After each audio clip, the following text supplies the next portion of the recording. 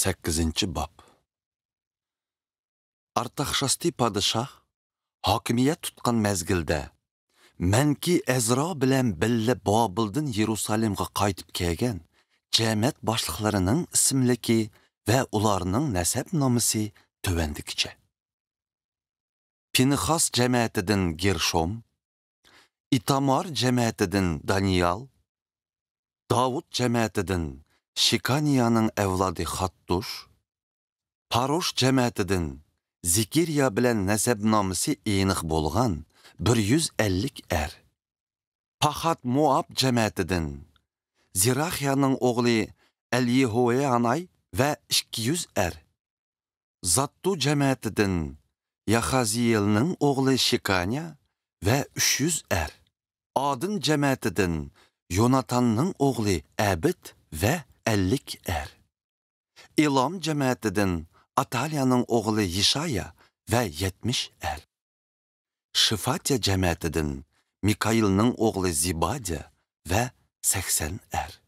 Yoab jamiyatidan Yexiyelning o'g'li Obadiya va 218 er. Bani jamiyatidan Yosifiyaning o'g'li Shlomit va 160 er. Beboy jamiyatidan Bebayning o'g'li Zikiriya va 28 er. Azgad jamiyatidan Haqqatan o'g'li Yohanan va 110 er.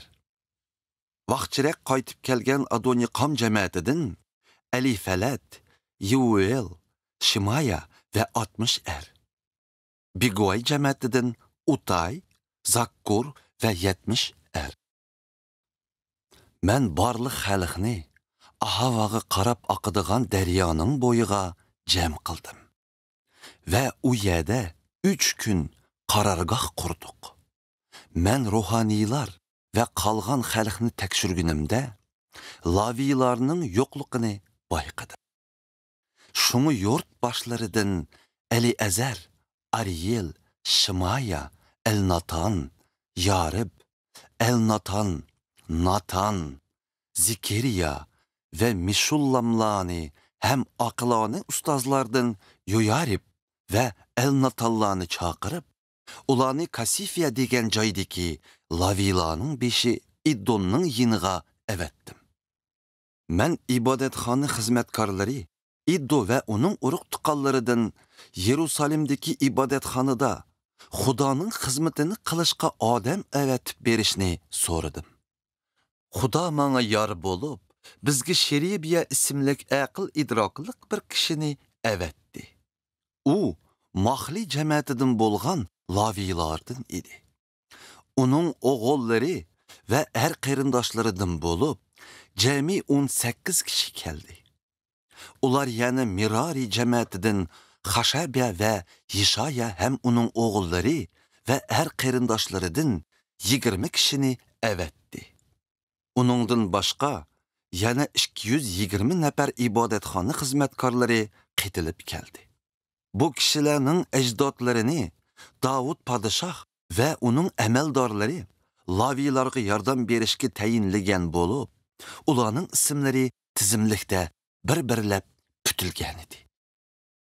Ahava daryosining bo'yida men jamoatga ro'za tutishni jakarlab, ularning Xudoning huzurida kamtar bo'lib, Xudodan biz, bolalarimiz ve barliq mol-mulkimiz uchun bexatar safar tiladim. Padişahdan safarda bizni düşmandan qo'g'dashga piyoda ve otliq askarlarni so'rash men uchun bir nomus ish edi. Chunki men padişahga Xudoyimiz uningga tayanganlarga yor bo'ladi, lekin uningdan yuz o'rganlarga g'azab yog'dirdi degan edim. Shuni biz ro'za tutib, Xudoning bizni qo'g'dishiga duo qildik. Xudo duoyimizni ijobat qildi. Ruhaniy boshliqlar orasidan Sheribiya, Xashabiya ve ularning 10 tuqqunini tanladim. Ondan podshoh, uning maslahatchi hem amaldorlari ve barliq Isroillar ibodatxonaga taqdim qilgan oltin kumush ve qochquchilarning egirliqini tortib, ularga topshirdim. Men topshirgan narsalar tövendikicha.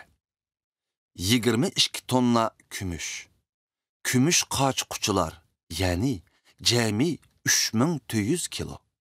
3400 kilo oltin. 20 dona oltin qacha, ya'ni 8 kilo 400 gram. 2 dona esil parqiraq tuchqacha, ya'ni qimmati oltin bilan barobar. Men ularga sizlar va qochquchilar Parvardigorga atilgan. Oltin kumush bo'lsa Parvardigor, ya'ni ajdodlaringlar e'tiqod qilib kelgan Xudoga beg'ishlangan xolis hadiyadir. Sizlar Yerusalimdagi ibodatxonaning omborlariga yetib borguncha ularga yaxshi qaranglar.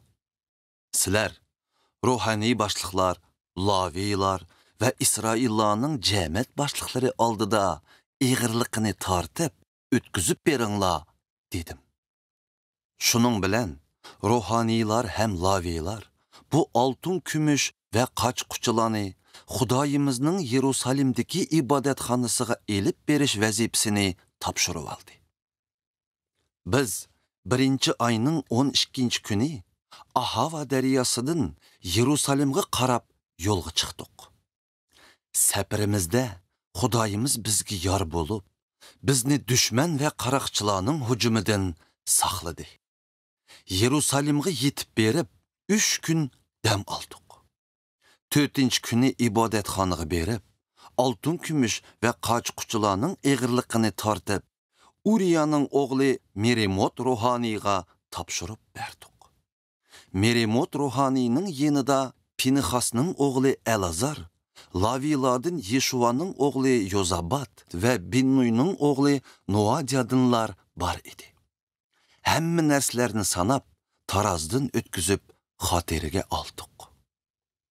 Qaytib kelgan Isroillarning hammasi o'zlari e'tiqod qilib kelgan Xudoga atab, ko'ydirma qurbonliqlarni qildi. Ular barliq Isroillar uchun 12 torpaq, 96 qo'chqar, 77 paqlon va gunoh kechirilish qurbonligi uchun 12 tek qurbonlik qildi. Bu mallarning hammasi qurbonlik uchun ko'ydirilib, Parvardigorga sunildi.